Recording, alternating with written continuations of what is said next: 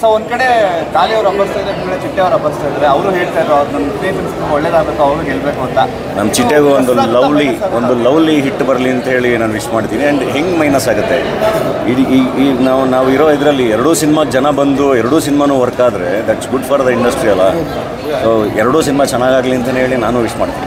Sir, as A hero ಆಗಿ ಇವಾಗಿನ ಸಿಚುವೇಶನಲ್ಲಿ ಜನ ಥಿಯೇಟ್ರಿಗೆ ಬರ್ತಾರೆ ಅಂತ ಒಂದು ಕಷ್ಟ ಇದೆ ಸರ್, ಅಂದರೆ ಡೌಟ್ ಇದೆ, ಭಯ ಇದೆ ಎಲ್ಲರಿಗೂ.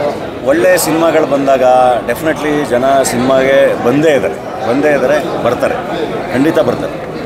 ಆ್ಯಂಡ್ ಫೈನಲಿ ಸರ್, ಈ ಕೋಟಿ ಸಿನಿಮಾ ರಿಲೀಸ್ ಆಗಿದೆ. ಸೊ ನೆಕ್ಸ್ಟ್ ಪ್ಲ್ಯಾನ್ಸ್ ಅಂದರೆ ಪ್ರಮೋಷನ್ಸ್ ಇನ್ನೂ ಆ್ಯಕ್ಟಿವಿಟೀಸ್ನ ಮುಂದುವರಿಸ್ತೀರಾ ಹೇಗೆ ಬೇರೆ? ಅಲ್ಲ, ಖಂಡಿತ ಮಾಡ್ತಾನೇ ಇದ್ದೀವಿ.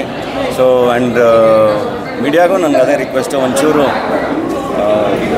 ಒಂದು ಒಳ್ಳೆ ಸಿನಿಮಾ ಬಂದಿದೆ ಅನ್ನೋದನ್ನು ದಯವಿಟ್ಟು ಜನಕ್ಕೆ ತಲುಪಿಸಿ, ಒಂಚೂರು ಸಿನಿಮಾ ಕಡೆಗೂ ಜನಗಳ ಫೋಕಸನ್ನು ಒಂಚೂರು ಡೈವರ್ಟ್ ಮಾಡಿ ಅಂತ ಹೇಳಿ ಕೇಳ್ಬೋದು. ಸರ್, ಕೊನೆಯದಾಗಿ ಸರ್, ಕನ್ನಡ ಚಿತ್ರದ ಬೆಳವಣಿಗೆ ಬಗ್ಗೆ ಎಲ್ಲದು ಒಂದೊಂದು phase. I think this too shall pass. ಖಂಡಿತ ಒಳ್ಳೊಳ್ಳೆ ಸಿನಿಮಾಗಳು ಬಂದು ಚಿತ್ರರಂಗನ ಇನ್ನೂ ಒಳ್ಳೊಳ್ಳೆ ಚಿತ್ರರಂಗಕ್ಕೆ ಒಳ್ಳೊಳ್ಳೆ ದಿನಗಳು ಬರುತ್ತೆ. ಇಲ್ಲ, ನನಗೆ ಆ್ಯಕ್ಚುಲಿ ತುಂಬ ಖುಷಿ ಆಗ್ತಾಯಿದೆ. ನನಗೆ ಒಂದು ಕ್ಯೂರಿಯಾಸಿಟಿ ಇತ್ತು, ಅಂದರೆ ಈಗ ನಾನು ಮಾಡೋ ಪಾತ್ರಗಳಿಗಿಂತ ಅಥವಾ ನನ್ನಿಂದ ಎಕ್ಸ್ಪೆಕ್ಟ್ ಮಾಡೋದಕ್ಕಿಂತ ಒಂದು ಬೇರೆ ಥರದ್ದು ಸಿನಿಮಾ ಮಾಡಿದಾಗ ರೆಸ್ಪಾನ್ಸ್ ಹೆಂಗಿರುತ್ತೆ ಅನ್ನೋದು. ಸೊ ಆ ಕ್ಯೂರಿಯಾಸಿಟಿ ಇತ್ತು, ಹೆಂಗೆ ತೊಗೋತಾರೆ ಅಂತ. ಅಂದರೆ ಮಿಡಲ್ ಕ್ಲಾಸ್ ಸಿನಿಮಾನೇ, ತುಂಬ ಹತ್ತಿರ ಆಗೋ ಸಿನಿಮಾನೇ, ಬಟ್ ಸ್ಟಿಲ್ ಒಂದು ಹೊಸ ಕಥೆ, ಹೊಸ ಥರದ ಫಾರ್ಮ್ಯಾಟು, ಹೊಸ ಅಪ್ರೋಚು, ಹೆಂಗೆ ರಿಸೀವ್ ಮಾಡ್ತಾರೆ ಅಂತ. ಬಟ್ ನನಗೆ ಮೊನ್ನೆ ಬ್ಯಾಂಗ್ಳೂರು ಪ್ರೀಮಿಯರ್ ಇರಲಿ ಅಥವಾ ನೆನ್ನೆ ಮೈಸೂರಲ್ಲಿ ಇರಲಿ ಅಥವಾ ಇವತ್ತಿರಲಿ, ನಾನು ಪ್ರತಿ ಕಡೆ ಹೋಗಿ ಕ್ಲೈಮ್ಯಾಕ್ಸು ಟೈಮಲ್ಲಿ ಹೋಗಿ ನನ್ನ ಪಾಡಿ ನಾನು ಸಪ್ರೇಟಾಗಿ ನಿಂತ್ಕೊಂಡು ನೋಡ್ತಾ ಇರ್ತೀನಿ ಆ ರಿಯಾಕ್ಷನ್ ಹೆಂಗಿರುತ್ತೆ ಅಂತ. ಸಖತ್ತಾಗಿ ರಿಯಾಕ್ಟ್ ಮಾಡ್ತಿದ್ದಾರೆ, ತುಂಬ ಚೆನ್ನಾಗಿ ರಿಯಾಕ್ಟ್ ಮಾಡ್ತಿದ್ದಾರೆ. ಅದು ಭಾಳ ಖುಷಿ ನನಗೆ. ಅಂದರೆ ಒಂದು ಹೊಸ ಥರದ ನಿರೂಪಣೆಯನ್ನು ಅವರು ರಿಸೀವ್ ಮಾಡ್ಕೊಂಡಿದ್ದಾರಲ್ಲ ಅಂತ. ಆ್ಯಂಡ್ ಈ ಸಿನಿಮಾ ಕೂಡ ಇಷ್ಟು ಚೆನ್ನಾಗಿ ಬೆಳಗ್ಗೆನೇ ಅವರು ಬಂದಿದ್ದಾರಲ್ಲ ಅನ್ನೋದು ತುಂಬ ಖುಷಿ ನನಗೆ. ಆ್ಯಂಡ್ ಇವಾಗ ಇನ್ನೊಂದಿಷ್ಟು ನೋಡಿದೆ, ಹೆಣ್ಮಕ್ಳು ಫ್ಯಾಮಿಲೀಸ್ ಬಂದಿದ್ದಾರೆ, ಅದಿನ್ನೂ ತುಂಬ ಖುಷಿ. ನಾನು ಎಲ್ಲರೂ ಹೇಳೋದು, ಕುಟುಂಬ ಸಮೇತರಾಗಿ ಬನ್ನಿ ಈ ಸಿನಿಮಾಗೆ, ನೀವು ಫ್ಯಾಮಿಲಿಗೆ ನೀವು ಸಿನಿಮಾ ತೋರಿಸಿ, ನಿಮ್ಮ ತಂದೆ ತಾಯಿಗೆ ಸಿನಿಮಾ ತೋರಿಸಿ. ತುಂಬ ಇಷ್ಟಪಡ್ತಾರೆ ಸಿನಿಮಾ.